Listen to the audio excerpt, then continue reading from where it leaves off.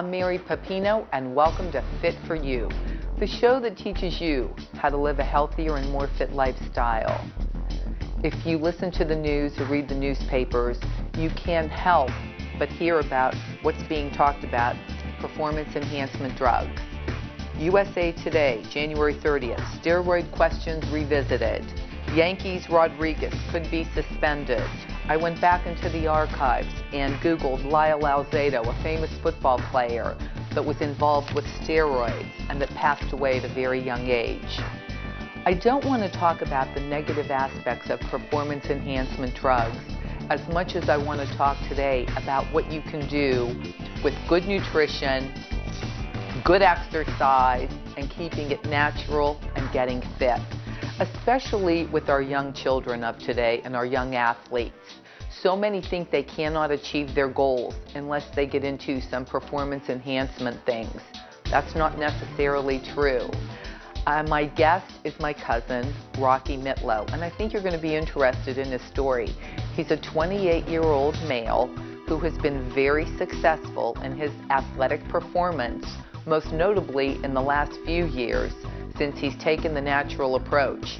He was never involved in performance enhancement drugs, but he always struggled because of his size, and his ability wasn't necessarily at the top in a few of the sports he got involved in. But at 28 years old, he finally found his niche, and he's doing it the natural way. I hope you enjoy the show, and thanks for watching.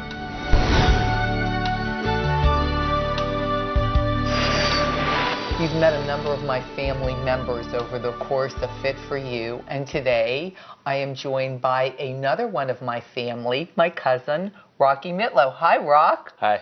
Thank you so much for joining me. Thank you for having me. And your story is very interesting and very inspirational. And if parents and young athletes walk away with nothing more than the fact that you can do it naturally, that's the message I want them to walk away from the show with. All right. And you are the shining example, I'm proud to say. Hope so. Let's talk a little bit. Born Rocco Carmen Mitolo, you're 28 years old. Mm-hmm. Went to Warren JFK, then to OU, and now you are an account executive with your father's company, Crosby Mook Office Equipment in Warren, Ohio. Right.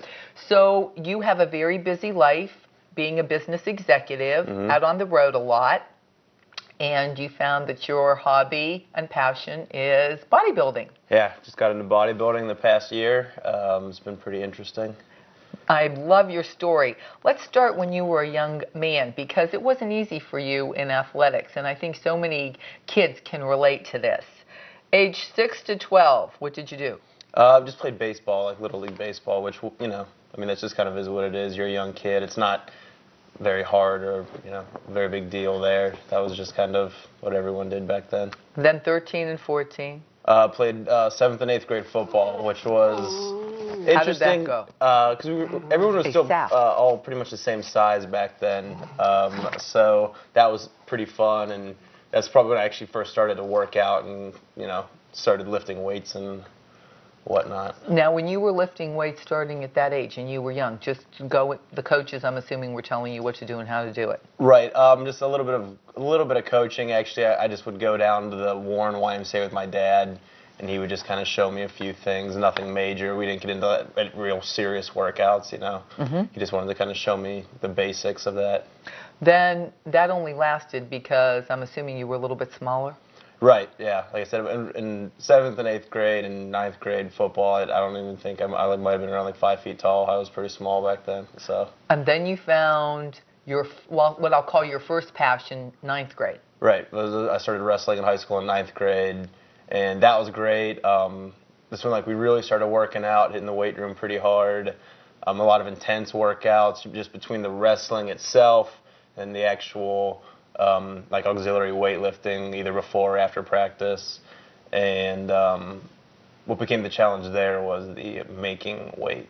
And you had a very successful career, 9th through 12th, in wrestling, correct? Pretty successful, yeah. Well, and real quick, we're going to throw in, you tried track because, how did you do, in wrestling, you told me you were the fastest? Yeah, I was the fastest kid on our wrestling team, but that does not translate to track very well.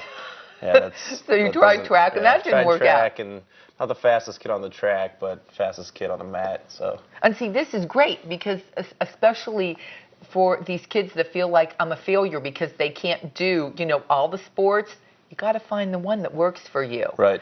All right, now we're going to talk about something that is my biggest complaint about wrestling, because I know it's all about weight. Right. And the kids are like, got to make weight, got to make weight. And it's not about the proper diet and exercise. Right. We're going to talk about, you're going to explain to me what your lifestyle was then, but you do agree that you would have done it very differently knowing what you know today, right? Right. Okay, so tell me, you told me that your average day, you wrestled at 119 pounds. Right. Your diet was 3 meals a day. Yeah, 3 meals a day. Each meal was just a chicken breast and an orange. Yeah, it was pretty minimal food then, because like I said, I didn't know the right way to do it. I didn't know what I was doing. You splurged on Sundays, family dinners. Kind of, yeah, a little bit. That stopped after a while, but at first, yeah, I would Sunday was the day after the meet, and it was just eat everything you could, and then you gained all your weight back that you lost. That took you all week to lose, and started over on Monday. Now, I can't even believe this. So you told me you got up at 5 a.m. When you were in high school, and where did you go? Yeah, I'd get up at 5 a.m., go down to the Warren YMCA.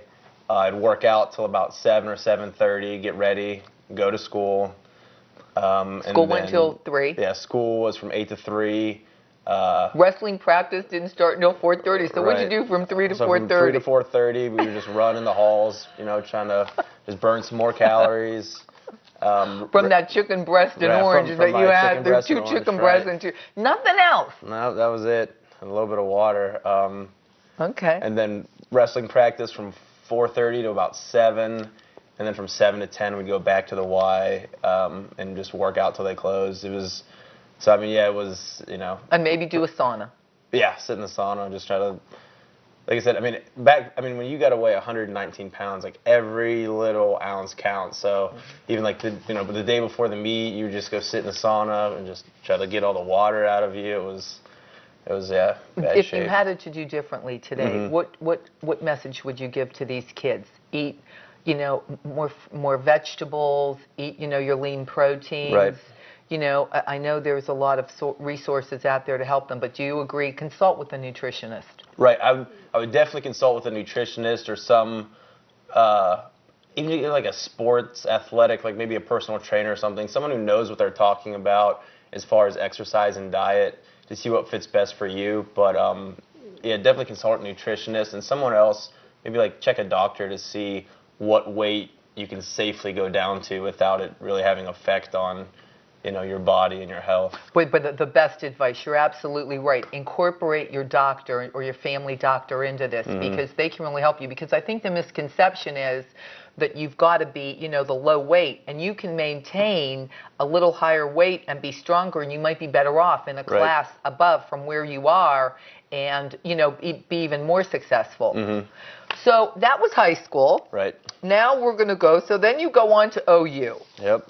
So you decide you had such an intense wrestling career, you were going to take a little sports time off at OU, right? Yeah, right. Well, OU had a really good wrestling team at the time then, too, and I knew that it was just going to be hard to make the team in general, and then I'd also just heard that, wrestling in college is, a full-time job, and, I wanted to experience the college life, so I just did, at the time, a varsity sport wasn't going to be for me. So you enjoyed the college life. I did enjoy the college life. You drank and ate. You did the freshman 15, and a couple years into it, you go home for your little sister's high school graduation. And what happened? Yeah, like you said, you start. Actually, at the time, I was managing a bar down in town, and so my only responsibilities at that time were just to be inside of this bar from about 7:30 p.m. till 3 in the morning. The only thing open at 3 in the morning when you close was this little burrito shop around the corner. So my diet consisted of a lot of burritos then as well. A little beer. Yeah, a little bit of beer and burritos. But like I said, so I kind of got away from it. I wasn't really spending too much time in the gym anymore. Being up nights, I slept most of the day. And went home for my little sister's graduation, and everyone was just kind of giving me that, didn't really want to say anything, but, kind of giving me funny looks. until my mother went and got a picture off the refrigerator and held it up next to my face, and it was like, oh, okay. You're fat. Yeah. Well, yeah. They told me I looked healthy, but I knew what they meant. And yeah, so that was kind of like a wake up call. You know, I guess I'd kind of let myself go after being, you know, tiny in high school. I kind of, you know, put on a little bit. What was your waist size at this point? What did you go from? I went from probably a 30 to a 36 in probably around a year. And I think one of the most important things at timing, whether, you know, timing for you and now your preparation phase for, you know, bodybuilding is a little bit different, but timing being, you know, it doesn't have to be the minute you jump out of bed, but you got to have breakfast. You got to be eating your 3 meals a day. You probably want to throw in at least a snack or two. People can't go all day long. There's a big difference, and you and I talked about this, there's a big difference between calorie consumption and proper eating. Right. Because you can contain, if you only eat X number of calories and, you know, less than what, you know, or balance it with your, whatever your activity level is, you can keep yourself on a low scale weight. Right. That doesn't mean you have a healthy and fit, muscular, great, well-toned body. Right. And I know a lot of thin people that if you really, you know, if you do their body composition, they got to have a high percentage of body fat because they're bone and they're fat. They don't have a whole lot of muscle mass. Right. Another thing too is don't pay attention to BMI, because on a BMI, Body mass index. Right, I'm actually obese on a BMI scale. You know what? I think it's a good gauge, but you're absolutely right. You've got to go much more into it because it's based on height and weight. That's all it's based on. And yeah, so I'm 5'8", I'm 195 pounds right now. So for my BMI, I'm like right on the red line of being What's your obese. body fat? I don't know for sure. I'd probably guess it's probably between 10 and 12. I was going to say somewhere around there. Yeah. Show us an arm curl. Okay. The curl is one of those things, it's a great exercise that, again, almost nobody goes through a full range of motion on. And, you know, you'll see a lot of guys just come out. I'm going to turn you around so they can see. You'll see a lot of guys come out and they'll just kind of do this real quick, and there's different things you can do to, you know, kind of just get a quick pump up. But if you're going to do an arm curl, there's two things I like to make sure I do. Is one, when you're at the bottom, you almost even want to get a quick tricep flex in to know that your bicep is fully extended and you get a good stretch. And then you want to come all the way up and through the range of motion as far as you can comfortably go. You know, if some guys have huge arms, you know, they might only be able to get to here, but I bring that all the way up and then slowly and controlled all the way back down. Like I said, again, you want to, you know, fully extend your arm, maybe get a quick tricep flex in there, all the way back up. Again, come all the way down. And explain the tricep flex. Turn around a little bit because I want them to see the back of your arm, which is right in here. It's just how you know that your bicep is completely stretched out when your tricep is So when you get to the bottom, are you turning your dumbbell a little bit inward? Well, that just depends on what you want to do. If you can, there's two parts to your bicep, and I don't know the names of the actual muscles, but you have your bicep muscle on the outside, and there's a bicep muscle on the inside. If you turn your wrist this way, then you start performing what is called a hammer curl, and that'll actually work the interior bicep muscle, which will make your arm wider this way.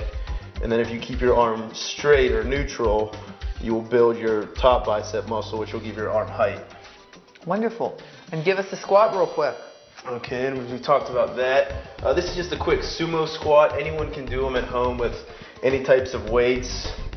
You just do it like if you were a sumo wrestler.